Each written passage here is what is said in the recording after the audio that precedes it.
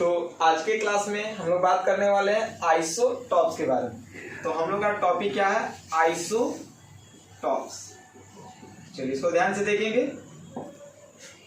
Iso का मतलब same होता है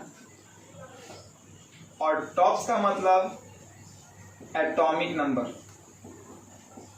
यानी हम लोग बोल सकते हैं those element which have same atomic number but having different mass number are called isotopes. यानी एलिमेंट का एटॉमिक नंबर सेम होगा और एटॉमिक मास वैरी करेगा, उस ग्रुप को हम लोग बोलेंगे क्या? आइसोटॉप्स। यानी यहाँ पे क्या बना definition? Those element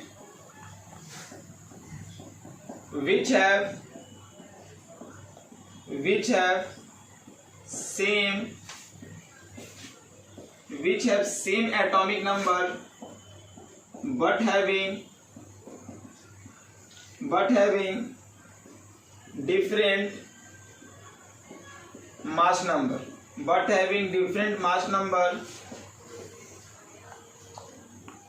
are called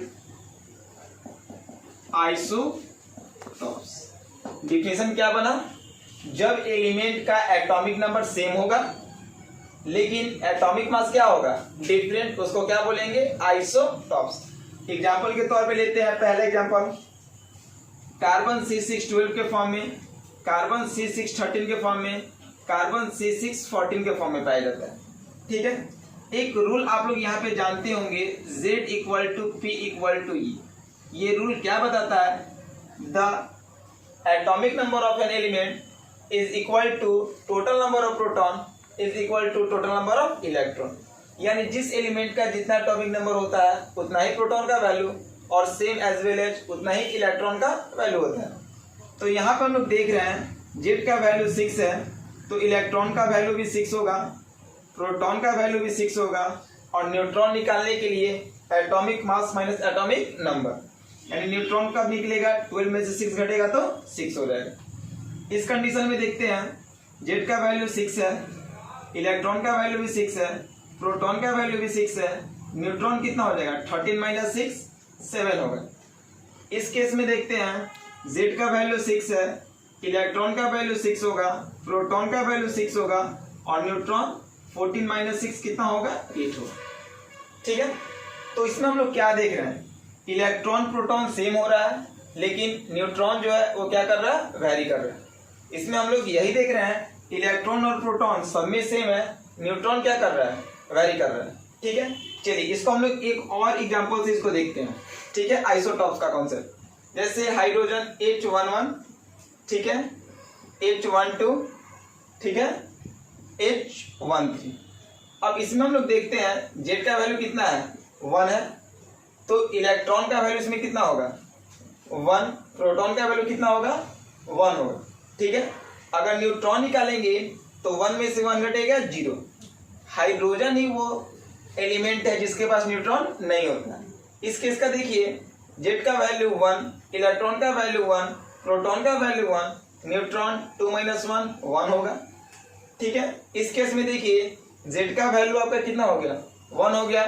ठीक है, उसके बाद यहाँ पे इलेक्ट्रॉन का वैल्यू 1, प्रोटॉन का वैल्यू 1, न्यूट्रॉन का वैल्यू 3 में से 1 कितना होगा? 2 होगा। ठीक है, तो ये 2 एग्जांपल है और भी आपके पास बहुत सारे एग्जांपल हो सकता है, जैसे Cl1735, Cl1737।